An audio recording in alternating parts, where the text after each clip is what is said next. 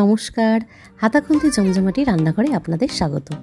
ছবিটি দেখে অবশ্যই আপনারা বুঝতে পেরেছেন আজ একটা বাঁধাকপি আর মাছের মাথা দিয়ে একটা রেসিপি শেয়ার করছি।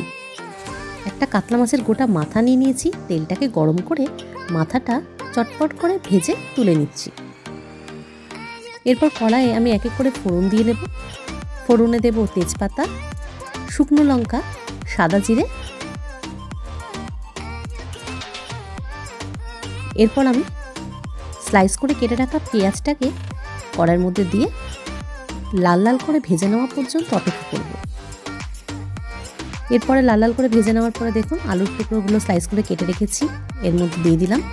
দিয়ে আর একটু নাড়াচাড়া করে এর মধ্যে এক এক করে মশলা দিয়ে দেবো আদা বাটা আর রসুন বাটা। বাঁধাকপিটা আমি আগেই স্লাইস করে কেটে জল ঝরিয়ে রেখেছিলাম। এবার বাঁধাকপিগুলো আমি দিয়ে দেব। এর মধ্যে কিছু কড়াইশুঁটি আমি অ্যাড করছি। বাঁধাকপিটা যাতে একটু মজে যায় তার জন্য আমি কিছুটা নুন আর কিছুটা হলুদ দিয়ে 10 মিনিটের জন্য চাপে ঢেকে রাখবো। বাঁধাকপিটা থেকে দেখুন অনেকটা জল ঝরে গেছে।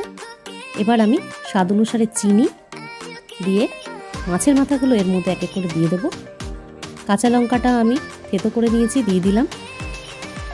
স্বাদের জন্য লঙ্কার গুঁড়ো, জিরার গুঁড়ো, ধনের গুঁড়ো দিয়ে গরম মশলা আর ঘি দিয়ে আমি ভালো করে এটাকে নাড়াচাড়া করে একটা বাটিতে ট্রান্সফার করে নিচ্ছি।